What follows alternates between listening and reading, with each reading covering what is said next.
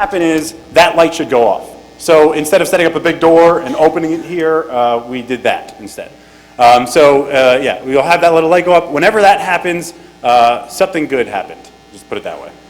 Because our goal for most of this stuff, right, should be to open doors, right? Because that's what these systems do. And then also, when we look at the YGAN stuff, I'll also show you what we're using Arduino for in that area too. So that's the overall setup, and that's the reenactment. All right, so the first thing we'll look at is the card-to-reader interface. With these systems, this is definitely the most popular thing, right? In the cool Mission Impossible scenario, everybody gets access to that thing, hacks it somehow, and doors open, and things are cool. So the important thing to realize about this setup is that the reader's job is to, again, query the card and format the data from the card for that serial connection, that serial interface, and all that processing. That's its primary focus. The cards themselves actually contain some security, and that's what most people are familiar with again. So there's a number of different cards. There's the HID prox cards, or just the 26-bit format cards. There's I-class cards, Indala cards. There's all these different cards, and they all have varying levels of security. So the very first ones, the very first widely deployed ones were these HID prox cards, and that's what we're going to look at. But actually, some of the attacks that we're talking about with this wired-side interface could be applied to the other cards because they have a similar fundamental behavior about them. So with some modifications and some more hacks, you have the ability to do some of these other attacks that we'll talk about in a second. So again, the HID prox card is what we're going to look at. But again, a lot of these things have very similar attributes. Some cards, like for instance the HID prox card, when you query it, it sends you back the data, and that's basically it. Anybody can query it and pull the data off of it. With cards like I-class, there's a certain level of security there. So there's a challenge and then a response back, and then you can pull the data off of it. So there's like different levels of security. An important thing to realize is that after the reader queries the value off of this card, it transmits it over that YGAN interface, and all of that stuff is after that. So if there's any encryption on this card, that encryption doesn't offer you, for the most part, any protection after the reader reads the value. Okay? And you'll see why that can come in handy later on. So, all right, so these cards have, so everybody has, one of these cards, if you work for a large organization, they have a value on them, and the value stands for individual user. So I'm user, I'm Brad, I'm user 15, and that's correlated in the back end somewhere. The problem is that there could be more than one user 15, right? So if I work at company A, I'm user 15, and somebody at company B and user 15, they would have the same card numbers. So to make it a little bit more difficult, HID added something called a facility ID or site code. So this means one person at one company, theoretically should have a different facility ID than another person at another company, right? So that means I'm now, instead of my card number just being 15, it's my company number, which is also, say 15 as well. So my card number is 1515. And then somebody else maybe had a different facility code, it would be 1615, because that company name would be different in the front. But it's actually, it's a little bit more complex than that. The facility codes, the range of them is just 0 to 255.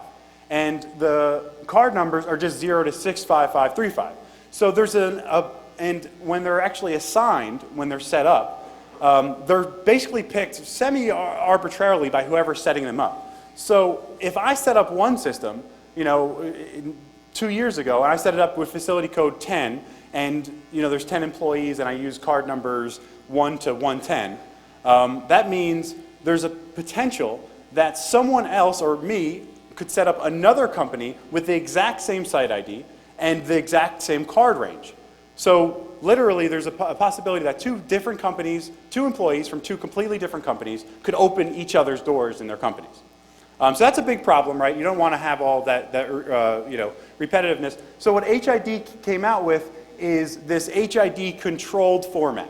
And so instead of these values being picked arbitrarily, HID controls all of these in their massive Excel spreadsheet, and they say, okay, well, Brad works for this company, and he gets this card, his site ID and this card number and all that kind of good stuff.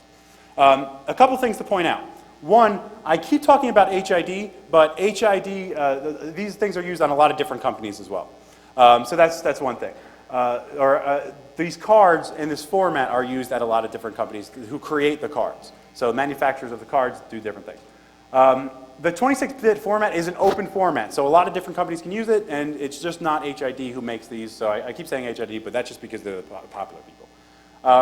And then also some of the attacks that we talk about can be applied to the HID-controlled cards as well, because they work on the same premise of just different card values. All right, so obviously the most important thing into your organization is the card numbers on these, right? Like if somebody figures out the card numbers, there's a big problem there, and you don't want anyone to have them because it's essentially someone having a key to your front door. So I thought this was kind of interesting. While I was searching online, on eBay, this guy accidentally ordered some duplicates, so he just put them up on eBay to be sold. Well, what this guy literally did was put the keys to his house on eBay. And so anybody who has enough brains to figure out where those keys are could open his, where his house is, could open his door basically. So that was kind of interesting to me. I ended up buying the cards, but I haven't tried to. I haven't tried to find out where he works or anything like that. But that's a huge problem. Like you can see in the description, the facility code and the facility code is 19. So that's where this guy, that's the facility code of his company. And the card range that you can find too is in there as well. So to clone these cards, it's pretty simple. This is well-known stuff about cloning them. There's a device called the Proxmark 3. So this is the Proxmark 3. It'll run you about $300. Sometimes you can get some sales and get it a little cheaper. And it's a pretty widely known and widely used tool for RFID kind of testing. This is kind of overkill for what we're going to use it for, but by default it comes with functionality in order to do all this stuff. So to clone a card, I'm going to try to reach a little bit. So to clone a card, it has this great little standalone mode, meaning that you don't really need to. You can interface with it and send it commands, and that's what the commands are in the two breakout boxes. But to clone a card, there's a button on here, and that can be the cloning function can be triggered via the button. So if I have a bunch of cards here, this card opens all the doors. So what I'll do is I'll just put it into this standalone mode, and then I'll tell it to clone card, basically, hack stuff. And then I'll put it in the playback mode. So now, if I do that, the door should open. Let me try again. There you go. The door should open, and it's just playing back. So it just took that card and copied it into his memory and cloned it. And that's basically it. It's kind of pretty straightforward. In real life scenario, what you normally would do is this thing can run off of a battery pack. And so you would use like a USB cell phone reserve battery pack thing, plug it in there, and what the evil guys, we have a lot of guys who do physical penetration testing. Not that kind, you dirty-minded people. No, they do try to break into organizations. And so what they do is that they'll put this on their inside pocket, run this down their sleeve, and then hold this in their hand, and they'll keep their hand in their pocket. And when they want to clone a card, they'll get a little touchy-feely next to somebody in the line and clone their card out of their pocket, and then they have this and they can play it back and do all that stuff. So cloning the card is pretty well known, and actually Kristen Paget made something called the ProxPick, which does this stuff, but really cheaper and much better. But I was talking to her, and she said it's really, really devastating. Like they made it really good, and the problem with that is she couldn't consciously release that out because it was so devastating. I encourage you to ask her. About it. She'll talk to you about it. It's pretty cool. So that's the kind of known thing. So what I did after that was I realized that all of these cards, when you buy cards, so if I want to buy a bunch of Proxmark 3 cards, or I'm sorry, a bunch of Prox cards, what I do is I define my facility code, and then I also define the card range, or actually the starting card value and a number of cards that I want to buy. So if I want to buy more cards, I say, all right, I want to buy facility code 10, I want to buy 100 cards, and that's the minimum order, starting at card value 100. So that means all my cards that are sent to me are sequentially numbered from 100 to 200, because I bought 200 cards. So I started thinking about that, and I'm like, well, that just seems stupid, right? Because if I if I can clone one person's card, regardless of what how much access that person's card has, I can then figure out another person's card because I know the facility code and the range in which they operate. So I modified this kind of the Proxmar code a little bit to do something which I call Proxbrute. And Proxbrute has been out for a couple months now. Basically, what it does is it will take a starting number and just decrement that number and keep trying different card values, effectively brute forcing another value. So this comes in handy when you want to do something like get access to a data center, right? Like if you clone, say if you find a temporary badge that's like lost or something that maybe is disabled already, or you're able to clone somebody's card out of their pocket that's not a secretary or something, you could then use that value to figure out how to get into the data center at a much more higher security level. So we can kind of demonstrate that here. So let me show you guys the back end. Not that back end. Hold on, let me log into this thing. So this is the back end system. It's running in a VM, and I'm just interacting with it through the browser and the VM. Really strong passwords on this thing. So if you go to events, you can see like this is.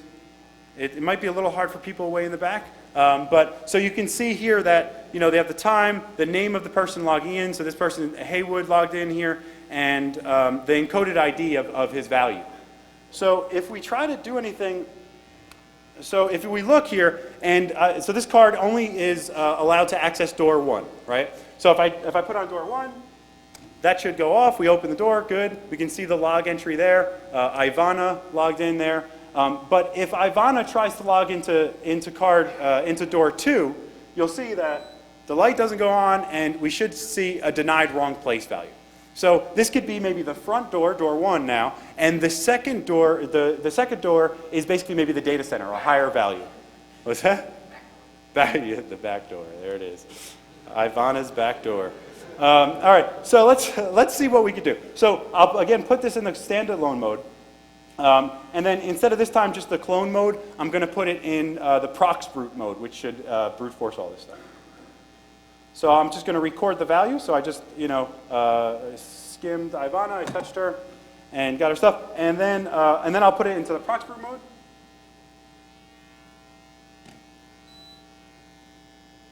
And so what this is going to do is it's going to start trying different values over and over again until it gets another value.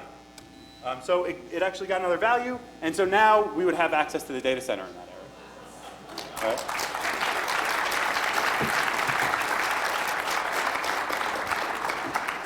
So here we logged in as Dong, and we're all good. So this actually, it works pretty well in practice. We have, again, like the evil guys at my job, I call them evil, but I don't like to do any like the physical stuff or social engineering because I don't like lying too much. I like picture my grandmother with an apple pie, like here, if I'm ever social engineering somebody, so I can't do that stuff. But the guys who don't have a heart, who do it at Foundstone, they have pretty good, they have pretty good success with this. Usually it takes them under a minute to find another valid card value, and under 5 minutes to find a valid card value to an escalated privilege area. But there's actually, it's interesting because, maybe you couldn't hear in the back, but there's a beep every time I try that. So imagine, you're standing outside of a door, just beep, beep, it's continuously beeping, and somebody's like, well, what's that guy doing? Surprisingly enough, in practice, people don't seem to question that. That's okay. So like our guys who are on site never get caught and never get in trouble for any of this stuff, one. And then two, like sometimes they just get brazen. Like Mike Magure told me about this time where he was on site and it was taking a little longer and he didn't want to stand there. So he literally took a thumbtacked it into, put the thumbtack right above the reader, and then just hung the antenna over the reader as it just sat there, brute force values. He eventually got in, but, and no one questioned him. So, first things first, if you ever see anybody doing this, question them. Say, what are you doing?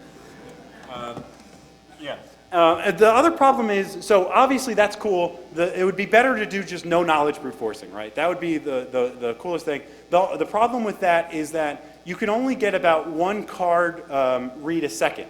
So like if you calculate the entire brute force space, it's like 2 years. So I mean, maybe somebody won't notice you for 5 minutes, but after a year, I'm sure someone's gonna like why is that guy still there and why is the door still beeping? Another kind of interesting thing that happened to one of our guys on site once was he was brute forcing card values, and what just so happened is the week before somebody got fired, and they got fired. It was like a really big a fallout or whatever. The guy went crazy, like I'm gonna kill you, people, going wild.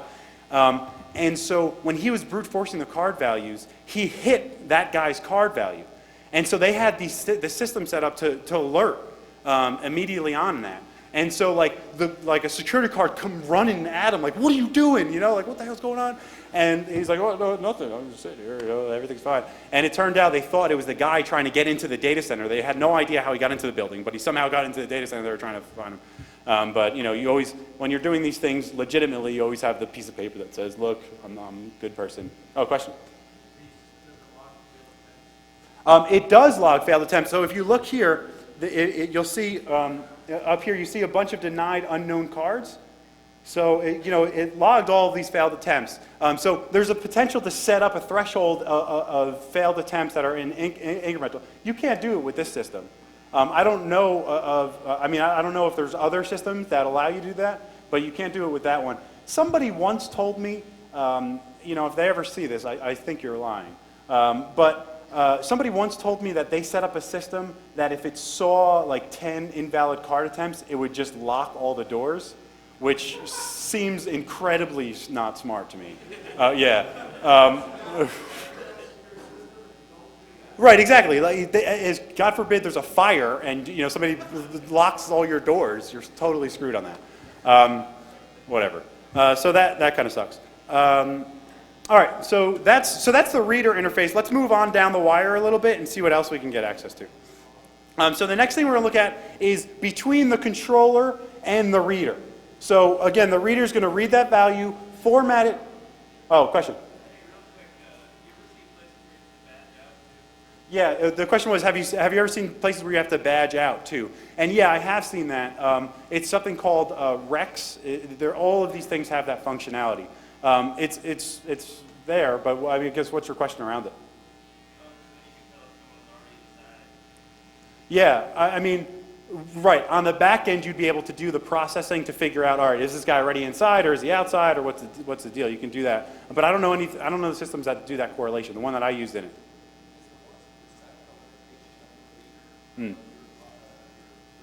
Yeah, so the one per second is a limitation of my Proxmark. If I try to do faster, things just start getting funky. But I can we'll see in a second if we skip that function, we can do a little bit more aggressive. Guys, I know you guys have a lot of questions. Let's hold them to the end, and then as we get through the rest, we can write them down or tattoo them onto yourself and then ask them. All right, so let's talk about this YGAN protocol. So the reader gets the value, formats it in this YGAN protocol, and sends it back to the controller. They don't always use the YGAN protocol. There's other protocols that are there, but YGAN is the most popular, and so that's how I set it up in my deployment. All right, so the YGAN protocol is extremely simple. There's basically 2 wires. This is an output from a logic analyzer. And so there's 2 wires. The first half of the screen is the one wire, and the other half is the other wire. They're called data 0 and data 1. There's a constant voltage on the line, and whenever it wants to send a 1, it drops the voltage on the 1 line. Whenever it wants to send a 0, it drops the voltage on a 0 line. So if you look, all the little vertical lines are a drop in voltage. And so in the green area, I showed, this is basically, what the translation is. So you 0, 0, 0, blah, blah, blah. And that's the card, that's basically the card value. If you translate that into hex, or convert that to hex, you'll have the card numbers that you see on the back end and, on the Proxmark. And then if you do a little bit math on it, you can actually get the site ID and your card number that's sometimes printed on the back of the card.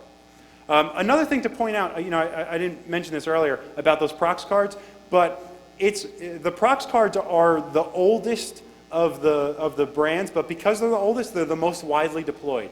And just because they're the oldest doesn't mean they're still being deployed. I know for a fact we had a client who deployed them within the last 6 months. and we went on site and used this, and they're like, we just upgraded our systems from, I guess they didn't have proximity card access systems, to this, and why are we vulnerable to this? And we're basically coming in and like, hey, listen, you have to change some stuff here, guys. Sorry. And so that's significant investment. So there's a lot of companies that still use these things actively. And again, the prox brute stuff that I was talking about, I'm pretty sure you can apply it to I-class cards too. You just have to do some hacks. And I'm contemplating whether or not it's ethically nice to do that to make it work on the Prox Mark III. But once I make that decision, you could probably make it work pretty easily. All right, so that's basically the WIGAN protocol. The important thing to note here is that with these WIGAN attacks, you're going to have to get a little physical with this whole thing. It's not really too difficult. You just pop open the reader. So there's a little tab underneath. Pop that up. Then you have access to 2 screws. You unscrew those 2 screws, pull it out, and then you have access to the wires that are against it. So it's a little involved, not maybe as elegant as the reader interface. And again, that's where the Arduino it comes into play here. What the Arduino is doing is it's sitting in line and performing that tap basically for you. If you wanted to be like evil, you could use the Arduino stuff as a prototype and make like a skimmer basically, and then implant it into the wall. But who wants to do that? I don't know. So basically what I did with the Arduino was I created a couple of different things. One, I created a skimmer, I created an emulator and a fuzzer, and then also the brute forcing. So now you can do, instead of 1 value a second, you got 5 values a second, which is faster. And you can actually do no-knowledge brute forcing. You can do just intelligent no-knowledge brute forcing. So like, you guess in big chunks. Maybe you guess site ID 1 and every 100, so you try every 101 value. So you try 100, 200, 300, that kind of thing. And try to guess different values to figure out what the site ID is. So let's take a look at how all that looks. So this sucks. I can't make it bigger. Oh, that's a dirty joke right there too. All right. Anyway, so I can't make the text here any larger. So I'm really sorry about that. But basically, what this will allow you to do is, so this window right here is interfaced directly onto the Arduino, and via the serial interface, I can basically just put in the binary card value and press enter, and we can open the doors. So you can do that direct kind of WIGAN, all that good stuff. Also, if you want it to be evil, you can do the whole skimmer thing where, you maybe put an SD card slot on this, or somebody suggested a radio interface, and then you can just kind of skim all of this data off. I don't know. That's a kind of a long-term attack. Really all you need is 1 card value, then you're all right. But if you wanted to be super evil, you can do that. So yeah, I think that's just about everything. Okay, and then so the other thing we'll do is we'll look at the brute forcer. So let me open up my brute forcer. And then I'm just gonna, so this is gonna freak out for a second. I don't want everyone to get alarmed, just maintain calm. And then so I'm just gonna upload this new code to the Arduino, so I'm just gonna reflash it. All right, freaking out, don't worry, it's gonna be okay. And then it's gonna freak out again. Sorry? Well, I tried to do that, man, check it out. Like I'm trying to zoom like crazy right now. I'm zooming and like, I'm doing that. We got that going. It just not work. What is it? Command option equal. I'm pressing it, nothing. I'm trying to, I'll reboot it, don't worry. All right, so the brute forcing is pretty straightforward too. You can interface with it via the serial connection to the Arduino, and then you just provide a starting value. And all right, this happens pretty quickly though. So keep an eye out on in the background the event view. And the other sad part about this is because it happens so quickly, it doesn't trigger the alert to go off. So you might we'll try to catch it. Hold on, let me just set this up so you can see as much as you possibly can here. It just happens fast. Oh. I just got this, I'm using a MacBook Air, just got it. Feel pretty cool. Like, one of those people now.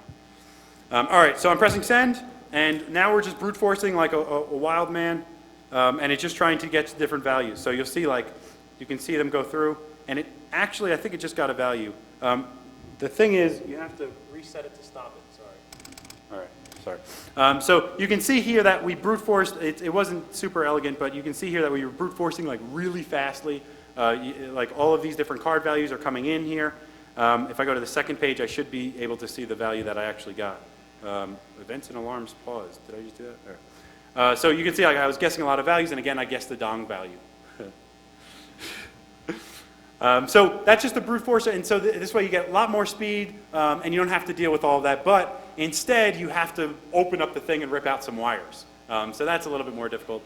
Another cool thing about this whole thing that I really like is that it's on an Arduino, so you can control an Arduino with the Red Park interface using an iPhone, or I don't know if you can do it on Android too. And so, like, that's super cool to me, because then you can totally do the Mission Impossible thing where, like, you know, you have the iPhone strapped onto your forearm, and, like, you hold on, you rip out the casing, tap into the wires, and, like, press hack, and it starts brute forcing values.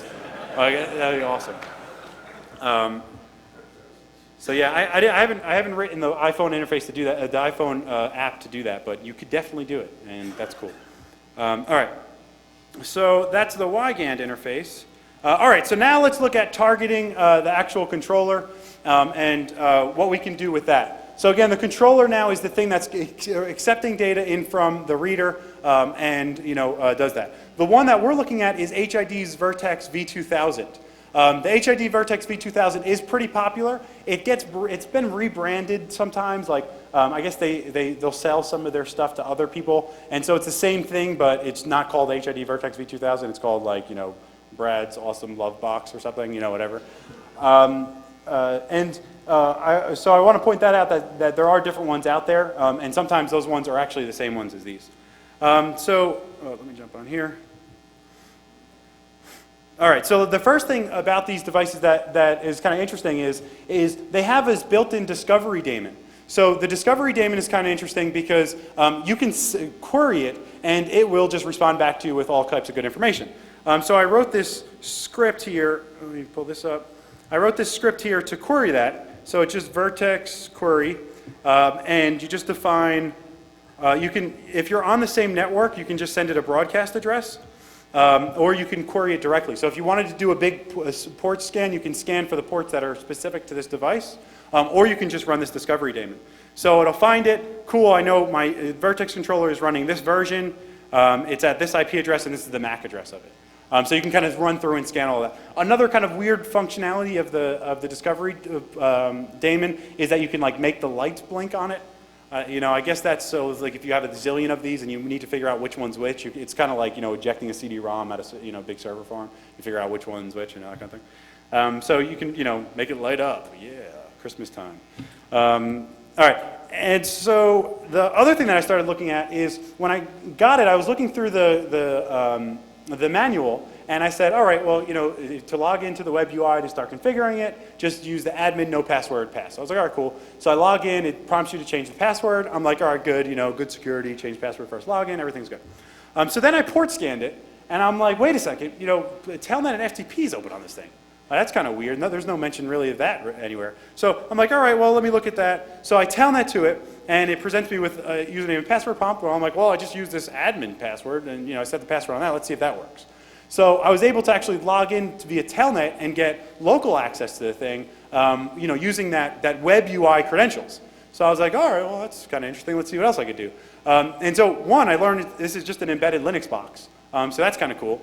Two, if you look in on the banner of it, it's this Access developer board. So Access is actually this company that creates all these embedded systems, and, like, they're great support for developers everywhere. So they have all their SDKs online, and you can basically write any tools that you want for it. Super awesome. So thank you, Access, for being such a great manufacturer. So I use that, and so I'll use that a little later on. But I also realized, as logged in as the admin user, that I can cat the password file. So I'm looking at the password file, like, oh, yeah, it's a password file with hashes. That's interesting. And so I'm looking through the documentation, and I have no mention anywhere of this root account. So I'm like looking online, I'm like, what's up with this root account, man? You know, it's not really mentioned anywhere. Is this like, what's going on with it? So I try to, you know, I'm like, all right, well, what the hell? Well, as I look at this thing, I'll just kind of start the password brute force on it. And then sure enough, within 3 seconds, the password brute forces, and the super complex password is pass. So that was stupid. You know, one, it's an undocumented password, and two, it's crappy, but that's not that bad, right? It's a root password, you can change it, right? Well, it turns out you can't really change this password because a lot of back-end systems have this password hard-coded into it so it can do things like firmware upgrades and all this other stuff. So if you change the password, you break everything. So that was pretty stupid of them, in my opinion. So anyway, so I started looking into the system or whatever, digging through like, you know, all the different files on it, seeing what else I can find. And one of the things that was interesting, a coworker, Par, pointed out to me was that, you know, I was reading a card value and the door would open, and he's like, well, what happens if we try this? And so I read he unplugged the network cable, read the card value, and the door still opened. So I'm like, well, wait a second, that's kind of interesting. Like, that means that the controller doesn't have to rely on the back end or, you know, doesn't have to completely rely on the back end to do all the processing of opening doors and stuff. So what I figured out was there's actually a cache on here that holds all of that data. But what's actually even more interesting is that cache, it's just not a cache, it's actually a database that stores that data, and it never relies on the back end really for all of that. It just sends the back end updates, like, yo, I let this guy in, that kind of stuff. So I was like, well, that's kind of interesting. You know, this holds all types of values. It's all you know, all the card values. It's totally unencrypted. It's just a binary file, you know, binary file, and it holds all the values, all of the time controls. Like, so this user can access this door at this time, that kind of stuff. It has all that stuff in there. So I was playing around with it, and I was like, all right, well, I wrote this tool called Vertex Cache Tool, and what that'll do is it'll query all the values, so you can see what values actually exist in the database. But also you can now inject values into the database.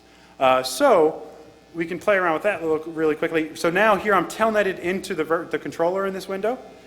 And so I'm just going to go into the directory where I put the tool, Vertex Cache Tool. And if I just run it with -p, it's a little hard to see, but you can see all the card values that are already assigned to it. And so that will dump and process all of the data on there. So again, to get access to this controller, you need wired side access. So you're, in the Mission Impossible scenario, you're the geek kid with the sunglasses on, and, you know, talking to Tom Cruise like, yo, I'm about to let you in, like that kind of stuff. So you're on the back end there, or, you know, not opening doors like cool like Tom Cruise. So all right, so what we'll do here for this one is this card shouldn't have any control. So I'll read it, and we should see here it says, well, maybe. Let me try one more time. Oh, you know what I didn't do? Sorry, guys. I have to reflash the Arduino back with the other one. So that's gonna beep a lot. Don't freak out. So I'm just kind of reflashing it. There you go. Blah blah blah. All right. So that should be reflashed. So one more time. Oh, well, we did get it at one point. Oh, there it comes up again. So that card value, you see denied unknown card, it has no access controls, right? So what I'll do is, I'll go over and use Vertex Cache Tool. So again, I'm on the controller itself now. I'll define a card value. So I'll define that 00263F9A00. And then I'll just tell it to restart some of its internal processes. I'll run it. It's going to inject that into the the database. And now the door opens. So now you can inject card values into it. Another cool thing about this is back on the controller, it just says the door was opened, access granted. So it doesn't say who opened it, but it just, door's open. So that was kind of interesting, but I was talking to a coworker again, and he's like, yo man, this stuff is cool, but you still have to change stuff on the system. Like, that's not super cool. There's still a log in the backend database. It's not as cool as what you could really do with it. So I'm like, all right, man, I guess you have a point. Like, I thought this injecting thing was good enough, but I guess it's not good enough for you, so, you know. I'll try to do some other stuff. So I was digging into the system again, playing around with it, and I found this command called hardware test serial on it. So I'm like, oh, let's see what this does. It turns out this command will allow you, wow, I only have 10 minutes, gotta go fast. So it turns out this command will allow you to send data directly to the serial interfaces that control the doors and the readers and all that good stuff. What I did was I did a little kind of serial debugging on it and figured out the actual command to send to it. If I go back to the controller, so I didn't want to type that long command. What is it? Oh, vertex door opener. Sorry. So I didn't want to type this long command, so this basically contains that exact thing. I'll just cat it out, just full disclosure. It does it a couple times. So it's basically that same exact command. If I run it, sorry, / vertex door opener, enter, door's open. Yeah. And then on the back end, you shouldn't see really anything. Well, that's it. You know, it doesn't, I can just keep opening doors. Doors open. All right. Well, that was cool, and I like doing that. But then I realized somebody could potentially block off Telnet. You know, you can filter Telnet somehow. So I know this the device is mainly configured through the web UI, so I wanted to see if I can leverage that. So what's interesting is